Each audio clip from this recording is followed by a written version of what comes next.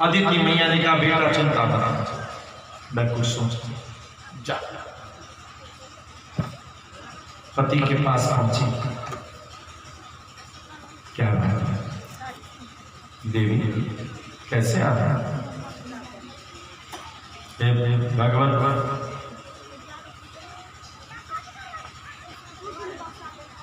आपसे हमें याचना करना चाहते हैं। हम आपका जो हमारे बलि हैं, इन्होंने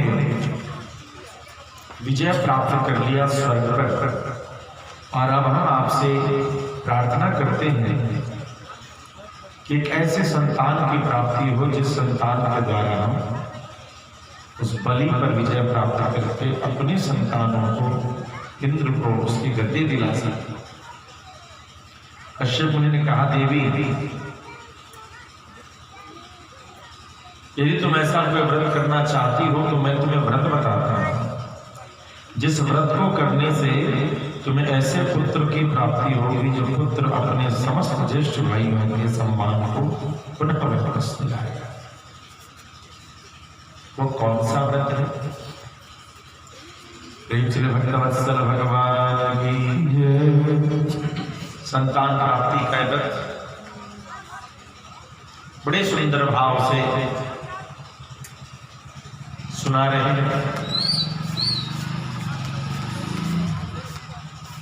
फाल्गुन मास की अमावस्या, सुअर के खोबाड़ की मिट्टी से वो अपने शरीर में लगा करके वह स्नान करें,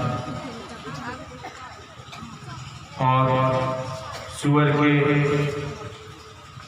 जो खोबार है जहाँ सुअर को रहता है उस जगह की मिट्टी को लेकर के वो अपने शरीर में लगाए, और शरीर में लगाते हुए धरती माता के उस रजगण को यह प्रार्थना करके कहे कि तुम देव्या देवराहेन रसाया स्नानमिच्छता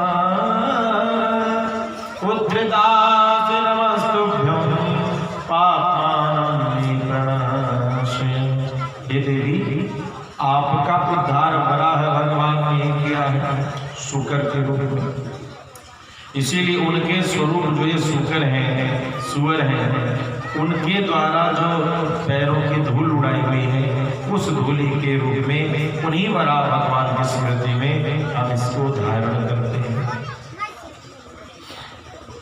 हम इसको धारण करते हैं। आप हमारे समस्त पापों को नष्ट करें, और तब इसके बाद से ऐसा करने के बाद वह जो है निर्वर्तितात्म नियमो देवमर्चयेत समाहित अर्चायाम कुंडले सूर्य जले वहनो गुरुभवे। निर्वर्तितात्म नियमो देवमर्चयेत समाहित, नैतिक और नैमित्तिक नियमों को करके सवेरे स्नान करके,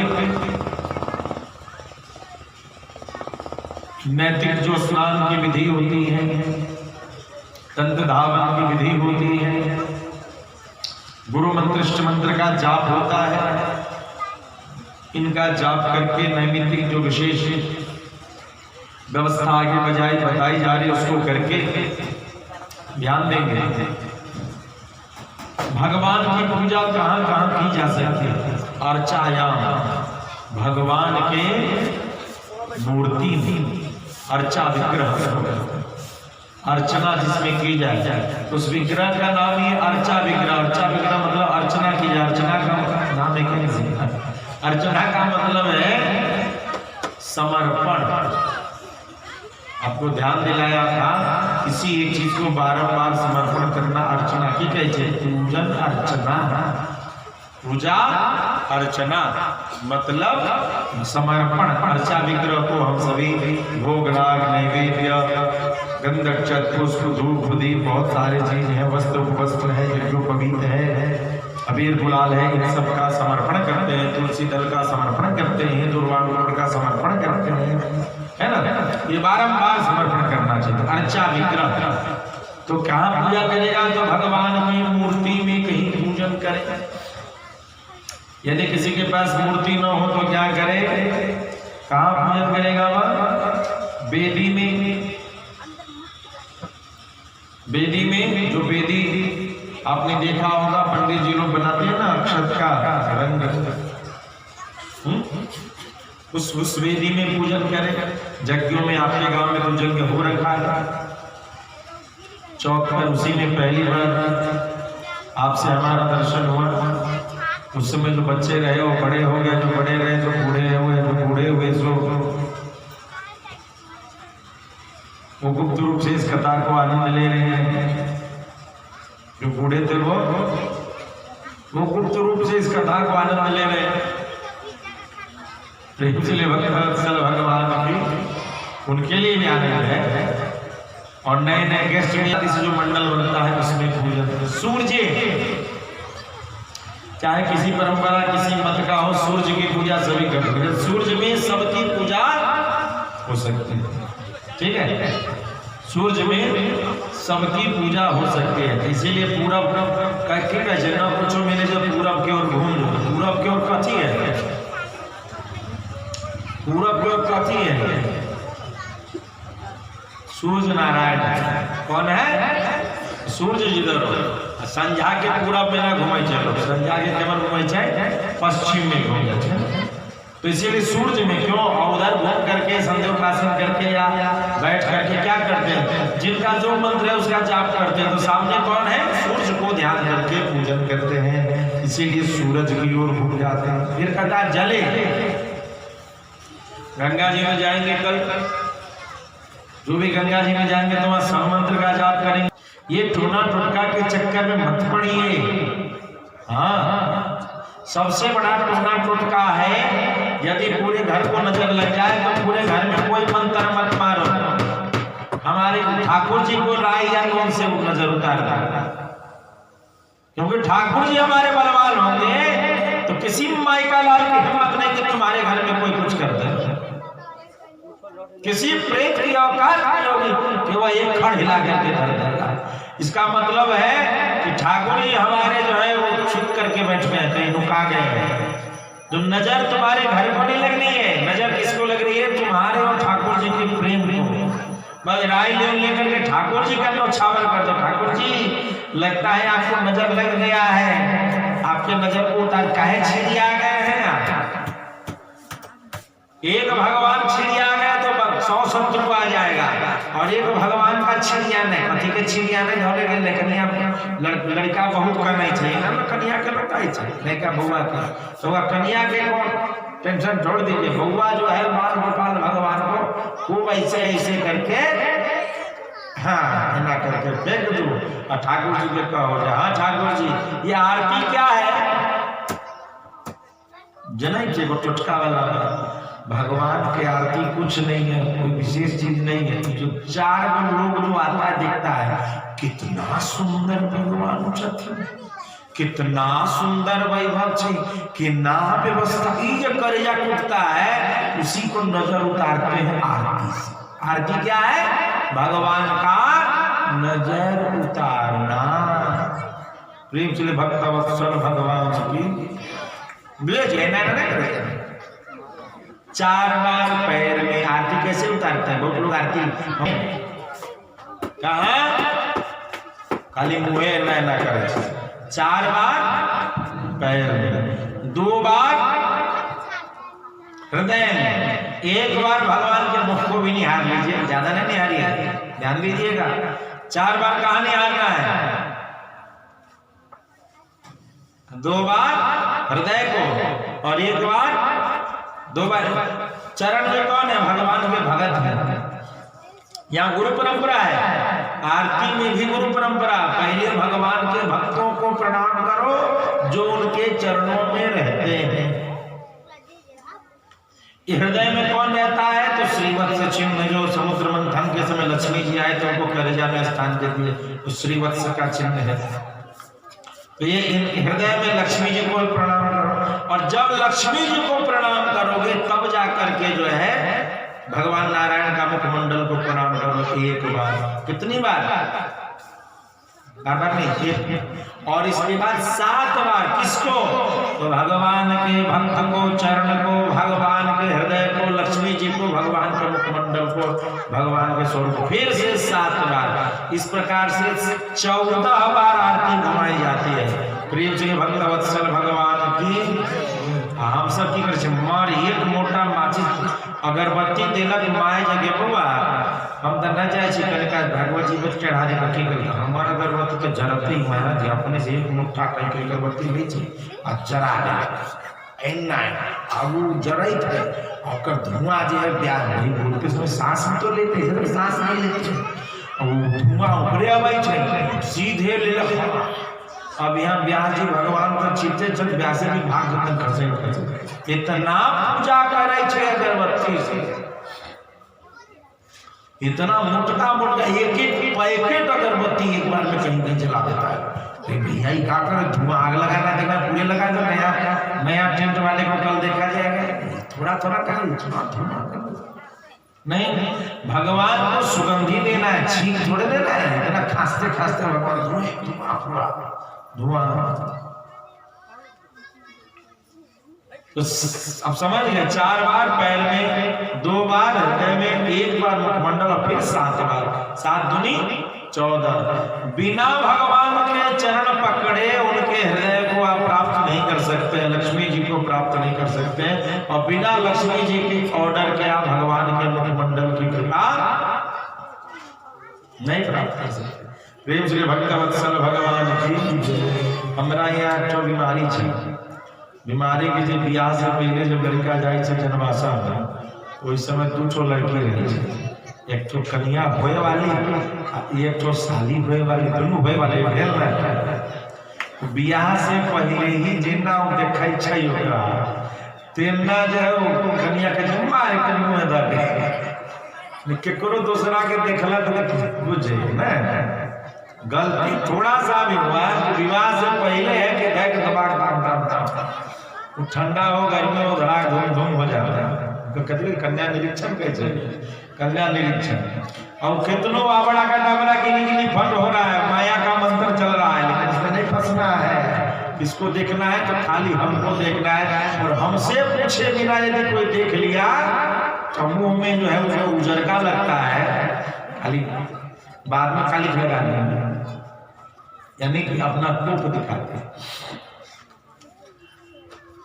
जले जल में भगवान को और वहनौ अग्नि स्वाहा स्वाहा स्वाहा। इसलिए कोई भी पूजन होता है तो वहां कोई चीज हो नहीं हो लेकिन एक ज्योति जरूर जलती है क्योंकि दीपक में अग्नि में सबका स्थान है और सबसे प्रधान चीज को सबसे अंतिम में लिखा जाए गुरु अपी।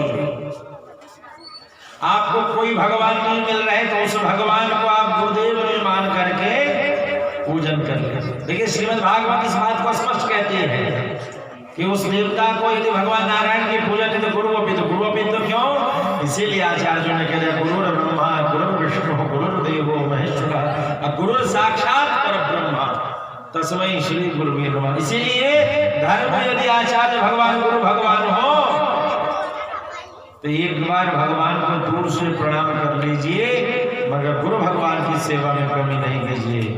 यही गुरु भगवान में सेवा की कमी के कारण यही भोला बाबा थे और यही गुरु भगवान थे और यही चेला के रूप में जो है काबू सुनते थे क्या बन गए कौवा काग बन गए। लेकिन फिर गलती का एहसास हुआ गुरुदेव की कृपा से वो काग भी भगवान के कथा को करने लगे और गुरुदेव की दी हुई ज्ञान को कौवा के रूप में भी लिए। महादेव का श्राप था कौवा बन जाएगा लेकिन गुरुदेव की कृपा की कथा याद रहेगी। एक तरफ महादेव का श्राप और एक तरफ आचार्य की कृपा 2 चीज मिक्स होने वाला है। काकभूषुंडी के प्रसंग को देख महादेव ने कहा अधम योनियों को प्राप्त होगा अंतिम में कौवा बन जाएगा। गुरुदेव ने कहा इसको बस कथा याद रहे भगवान की भक्ति याद रहे तथास्तु। एक तरफ महादेव का श्राप कौआ, और दूसरे तरफ गुरुदेव की कृपा, भगवान की कथा। कौआ ने जब कथा करनी शुरू कर दी, कोयल भी उस कथा को सुनने लगे साहब, हंस भी उस दरबार में कथा सुनने लगे। भगवान का दिया हुआ श्राप कौन हो गया? गुरुदेव का दिया हुआ ज्ञान परम हो गया। और उस कौआ के सामने वहां अलग, जहां तक कि वही भोले बाबा जो श्राप दिए हुए हैं वो भी समझ गए कि हमारे श्राप से बना हुआ कौआ अब ऐसी कथा करता है जो भगवान के वाहन गरुड़ को भी ज्ञान दे सकता। जाओ जाओ जाओ कौआ के पास जाओ, वही कौआ हम ही बनाए हैं, एक कथा बहुत प्यारा करता है। और कह तनिक देर नहीं रहना, मज्जन फल फेंकिए तत्काला, बाबा तुलसी ने कह दिया। लेकिन यहाँ आचार्य रूप में भोलेनाथ क्या कहते हैं? जब बहुकाल करिए सत्संग, जाओ बहुत काल करना, क्योंकि सत्संग में बहुत काल रहने का मतलब ये होता है कि थोड़ी ही देर बाद सेवा भी शुरू हो जाती है। जैसे कथा हुआ प्रसादी, वैसे बाद जो रहेगा उसको तिरपाल मोड़ना है।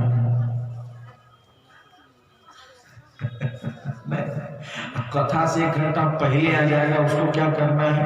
तिरपाल बिछाना है।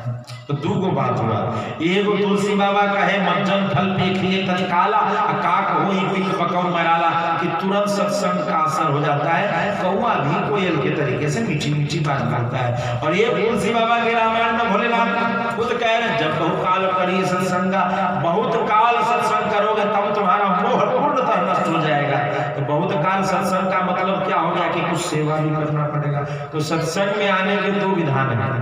एक तो आइए चिकन साफ सुथरा जगह हो, बैठ जाइए और थोड़ा सा कूद फान करके दिखाइए, हम आ गए, हम ही चीज देख लेला सब उठा के, मैं देख ला फिर से देख ला, कुछ बोल दे ली, कुछ करते कुछ है कह लिए, सबके ध्यान हमारा तरफ कुछ न सोच चली चेढ़े चल दे, तब बैठ गए, जब बुझ गए लोग सब हम लिए। अब फिर अंतिम में अपन धीरे से झाड़ करके जगह के माटी यही जगह रह जाती है, ठीक रही है, उठे जाए जगह झाड़ पूछ करके कहीं और न झाड़ ला, वही जगह झाड़ देना का धीरे से अपन। एगो तो सत्संग है तत्काल, और दूसरा सत्संग क्या है कि आके कोई तिरपाल बिछा रहा है, कोई तिरपाल मोड़ रहा है, कोई जलावन लकड़ी काठी पहुंचा रहा है, वो तो है एक सत्संग हो, दोनों सत्संग अलग अलग है। अब मर्जी आपकी कि भोले बाबा की सत्संग की बात करते हैं। इस प्रकार से भगवान की मूर्ति, भगवान की वेदी, सूर्य नारायण में, जल में, अग्नि में और गुरुदेव में आप जिन किसी भी इष्ट मंत्र को लेकर के, गुरुदेव भगवान बैठे हुए हैं वहां अपना उस कक्ष में सब लोग बैठे हैं। आपने देखा होगा जो अनन्य वैष्णव है चुपचाप वहां बैठ करके अपना माला चलाते रहते हैं, चुपचाप। वो अपना गुरु जी जो आया उसका प्रवचन कर रहे हैं तो प्रवचन कर रहे हैं, तो प्रवचन करते समय किसी बात में कहीं ना कहीं राम, कहीं ना कहीं कृष्ण, कहीं ना कहीं इनके रूप अवतारों की लीला उनके हृदय में चलती रहती है। और वहां बैठा हुआ चेला वगैरह बुझाए ना बुझाए उस बात से उसको मतलब है नहीं, वो चुपचाप क्या करता है, सत्संग सुनता रहता है रामकृष्ण भी, और अपना हरे राम राम राम राम हरे हरे हरे कृष्ण कृष्ण कृष्ण हरे हरे राम राम राम राम हरे हरे हरे कृष्ण कृष्ण हरे हरे, वो भी कर रहा है। क्यों? क्योंकि भगवान कहीं अभी नहीं, अभी गुरुदेव जो प्रवचन कर रहे हैं उस प्रवचन में उन्हें राम की छवि याद आ रही है, उन्हें कृष्ण की छवि याद आ रही है, तो छवि की तो पूजा करनी है। वो उनके हृदय में मनोमय शरीर में भगवान विद्यमान है, उस विद्यमान शरीर को याद करके वह माला फेरता रहता है। न मंदिर की जरूरत पड़ती है, न मस्जिद की जरूरत पड़ती है। गुरुदेव की कृपा से सारे भगवान की समृद्धि उसे तत्क्षण जाती है और उस फल को प्राप्त करता है। इसके बाद कहा कि भगवान की पूजा करें और स्तुति करें कि आप सर्वस्व हैं, भगवान का खूब भजन कीर्तन करें, भगवान की महिमा का गायन करें, गंध अक्षत माला इन सबसे पाद्य अर्घाचमनीय वस्त्रोपवीता भरण पाद्योपस्पर्शनस्तै गंध धूपादि विचार्चन द्वादशाक्षर विद्यार्थाद द्वादशाक्षर।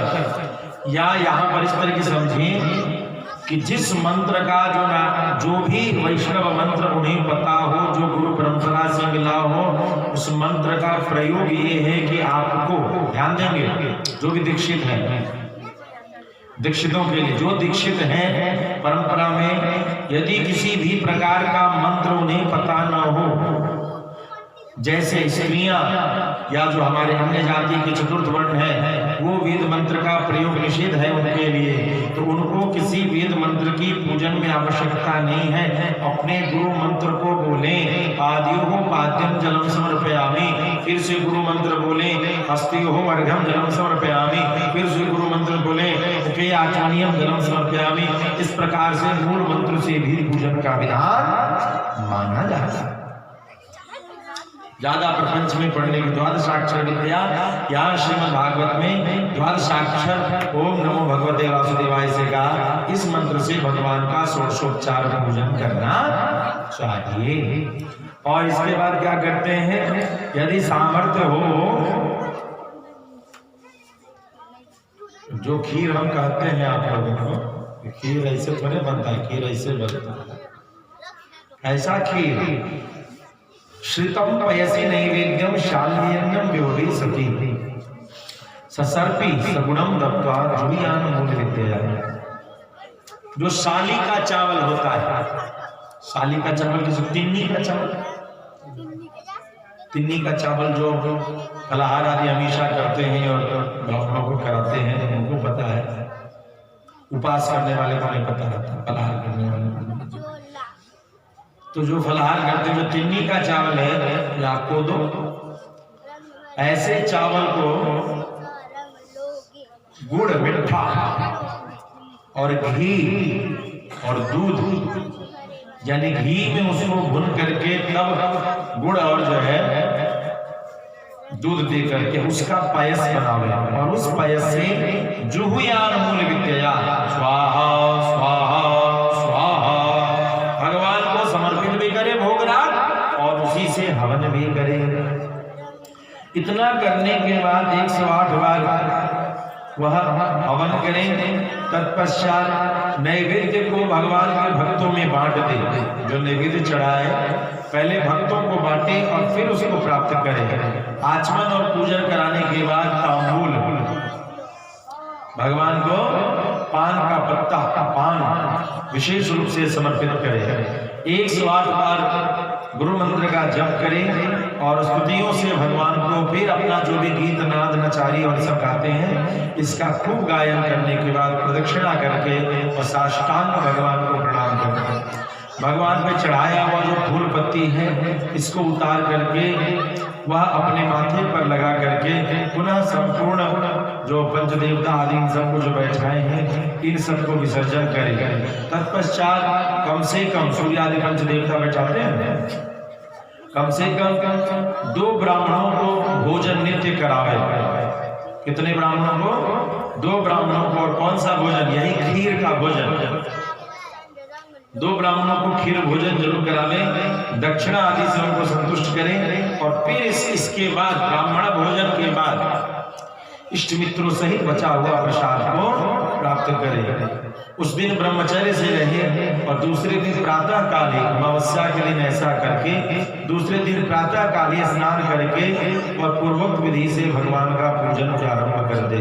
जब तक व्रत न समाप्त हो तब तक दूध से स्नान कराकर प्रतिदिन भगवान का पूजन करें। भगवान को कच्चे दूध का स्नान अत्यंत ही प्रिय है, तो भगवान को दूधाभिषेक कम से कम जरूर करें। भगवान की पूजा में रहने वाला यह व्रती पयोव्रत अर्थात दूध की ही सामग्री का भोजन करेगा। किस चीज का? दूध का ही। पयोव्रत इसको कहते हैं, दूध का ही भोजन। तो यह दूध पे ही व्रत करने वाला दूध ही पान करेगा और इस प्रकार से हवन और ब्राह्मण भोजन कर करके दूध में बना हुआ खीर ही मात्र वह खाएगा। ध्यान दीजिएगा, यह जो धनुर्मास उत्सव चलता है इसमें हविष्यान्न और क्षीरान्न इसी का दो भोजन करके जो वैष्णव स्त्रियां हैं, देवियां हैं और पुरुष भी हैं, अपनी मनसिद्ध कामना के लिए 1 महीने का व्रत करते हैं। सिर्फ हविष्यान्न और क्षीरान्न, यहाँ पर हविष्यान्न का प्रयोग नहीं किया है, यहाँ क्षीरान्न, इसको पायस कहते हैं, क्षीरान्न का प्रयोग बताया कि सिर्फ क्षीरान्न को ही वह प्रतिपदा से त्रयोदशी तक करे, ब्रह्मचर्य से रहे, धरती पर कंबल आदि बिछा करके शयन करे, फाल्गुन मास अमावस्या को स्नान करके और प्रतिपदा से यह नियम पूर्णतः पालन हो जाएगा। तीनों समय स्नान करे, तीनों समय मतलब सवेरे ब्रह्म मुहूर्त में, मध्याह्न में 12 बजे के लगभग और सायंकालीन सूर्यास्त के समय, त्रिकाल संध्या करे, झूठ न बोले, पापियों से बात न करे। ऐसा होने के लिए आपको हमारे वृंदावन की कुटिया में आना पड़ेगा। यहाँ तो बिना झूठ बोले तो काम ही नहीं चलेगा। प्रेम श्री भक्तवत्सल भगवान के ना होते ही जल्दी दिल के झूठ नहीं बोले कोई तो वहाँ आइए, धाम में जाइए, वृंदावन आइए, काशी आइए तो मार्कंडे महादेव में भी धर्मशाला अच्छा है, वृंदावन आइए तो आपके लिए कुटिया बनी पड़ी, अयोध्या में जाइए तो बता दिया जाएगा। वहाँ जा करके कृपया अपने मोबाइल को समर्पित कर दीजिए गुरुदेव के पास जाते ही, क्योंकि मोबाइल रहेगा तो सबसे उनका सत्यानाश यही है। और झूठ बोलने का प्रपंच का काम गुरु जी को दे दीजिए, गुरु जी अपना एक बार सारा मैसेज आएगा, निकला दे देंगे कि कुछ नहीं है, यहाँ वो ब्रह्मलीन हो गया है, ब्रह्म में। तो झूठ नहीं बोलना है। प्रेम से भक्तवत्सल भगवान की, और किसी भी दोष गुण की बात न करके सब प्रकार से अपने मन को लगा करके किसी भी प्राणी को कष्ट न दे करके भगवान की आराधना में लगा रहे। त्रयोदशी के दिन ब्राह्मणों का शास्त्रोक्त विधि से भगवान विष्णु का पूजन करे, अर्थात प्रेम से सत्यनारायण भगवान की सत्यनारायण व्रत की कथा त्रयोदशी को कर दे। शास्त्रोक्त विधि से वो क्या होता है, बढ़िया से पंडित जी आए, पूजन आचमनी सब करके सत्यनारायण भगवान की कथा अपना दोपहर में भगवान का कर ले। करने के बाद जो है ये वो चीज बड़ा गड़बड़ लिख दिया है। गड़बड़ क्या लिखा आपको सुनाते हैं। पूजा महत्व 60 वर्जित, कंजूसी छोड़ करके ब्राह्मणों को दक्षिणा दी संभव है? कंजूसी छोड़ करके ब्राह्मणों को, ये बात तो कहीं नहीं हो सकता है, ना वृंदावन में, ना अयोध्या में, ना काशी में। कंजूसिया तो नहीं है। अरे प्रमोद बाबा जन्माल है हमारे सहयोगी कन्हाई जी, दोनों आदमी पंडित अंतिम वाला बात विवादास्पद लिख दिया है। कंजूसी छोड़ करके दक्षिणा दीजिए तो बड़ा मुश्किल वाला बात हो गया। सब तो अभी तक ठीक था, ये जो बात लिख दिया तो मन थोड़ा सा ना केना दो करे, बातें सुन करके मन केना दो करे। प्रेम से भक्तवत्सल और दूध में खीर पका करके भगवान को अर्पित कीजिए। उसी पकाए हुए खीर के द्वारा भगवान को भोग राग लगा करके और प्रसन्न करने के साथ स्वादिष्ट नैवेद्य जो है भगवान को अर्पण कीजिए। इसके बाद आचार्य और जो ऋत्विज हैं, जिन लोगों को सत्यनारायण भगवान की कथा में बुलाए हैं, जैसा कल सुना था कि कम से कम जोड़ा से ब्राह्मण को बुलाइए और वस्त्र आभूषण गौदान भी कर देना है। किसी भी जगह में, जैसे इस जगह के अंतिम में भी गौदान होगा।